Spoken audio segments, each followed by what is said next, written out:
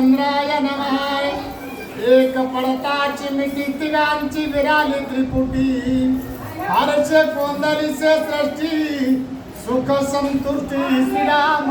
पंचज्ञान इंद्रिय आहेत, प्रत्येक इंद्रियाच्या ठिकाणी त्रिपुटी आहे। ती त्रिपुटी असणारी अशी त्या देवाच्या प्राप्तीसाठी आहे। जर त्रिपुटी नाहीशी झाली आणि देव नाहीशी झाली तर देव काय होतो?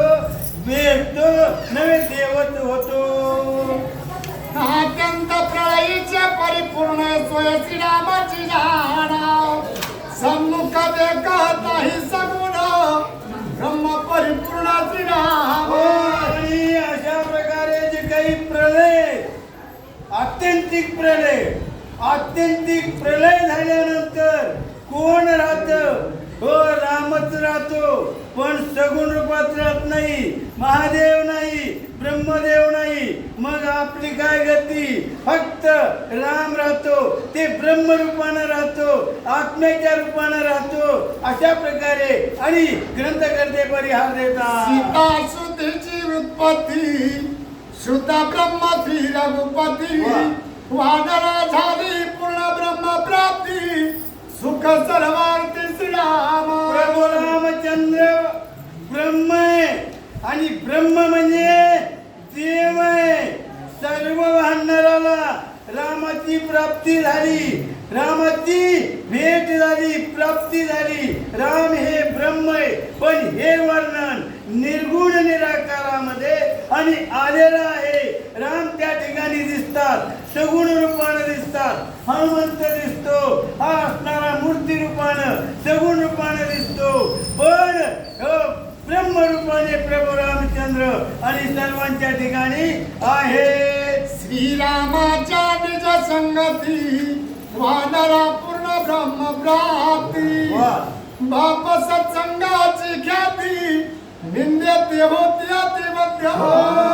आणि त्या वानरांना संगत देवाची लागली, भेट देवाची झाली, देवाची भेट झाली, ब्रह्म भेटलं,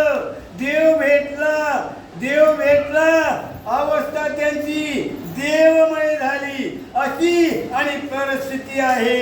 एका जनार्दन शरण श्रीराम कारण रामे रम्य रामायण, नामस्मरण तर काय। एकनाथ महाराज आपले सद्गुरु जनार्दन स्वामी यांना शरण जाऊन परिहार देतात।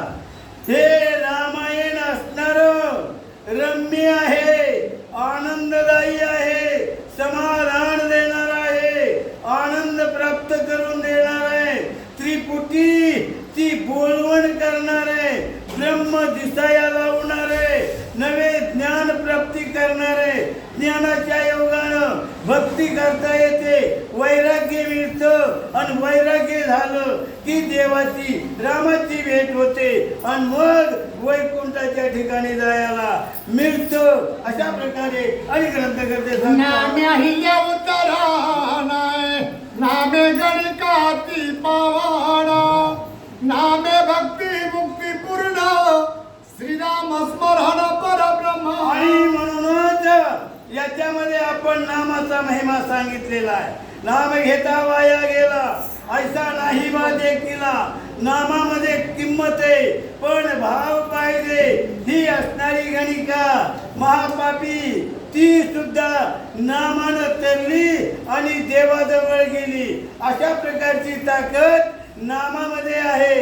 हो, एवढंच नाही, अनेक असणारे भक्त नामामुळे तरतात, म्हणून बसता उठता आणि ग्रंथ ऐकता सुद्धा राम राम म्हणायला पाहिजे। अशा प्रकारे आणि ग्रंथकर्ते सांगतात, श्रीराम सगुण दिसे पाही परितो देईचा विधेयी, दिनोदारा लागी पाही वना निज पायी स्वयाला। राम सगुण दिसतो, आपल्यासारखा दिसतो, झाड कवटाळतो, पण भक्ताचं रक्षण त्याच्यामधून करतो।